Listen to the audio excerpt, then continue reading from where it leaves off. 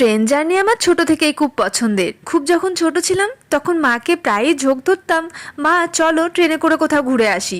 আর এখন ফাইনালি বড় হয়ে গিয়ে সেই মাকে নিয়েই ট্রেনে করে চললুম দেওঘরের উদ্দেশ্যে। খুব সকাল সকালই ট্রেন ধরেছিলাম। তো দেওঘরটা গেছিলাম কিন্তু কিছুদিন আগে, তাই ভাবলাম এই স্মৃতিটুকু আবার নতুন করে আপনাদের সাথে শেয়ার করা যাক। দেওঘর আসলে সবসময়ের জন্য মন প্রাণ একদম ভালো হয়ে যায়।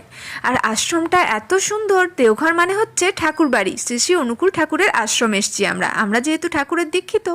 তো সকলে মিলে খুব মজা করছিলাম। আর সবাই দেখুন সাদা সাদা পোশাক পরে রয়েছে, আর আমি একটুখানি ব্যতিক্রম, আমি পরে রয়েছি কালো রঙের একটা চুড়িদার। আসলে সাদা রঙের পোশাক আমার আনা হয়নি।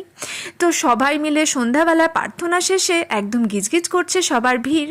আর এখানে লম্বা লাইন ছিল, প্রসাদের লাইন। তো প্রসাদ আমি তো পেয়েই গেছিলাম, আমার পছন্দের মিষ্টি।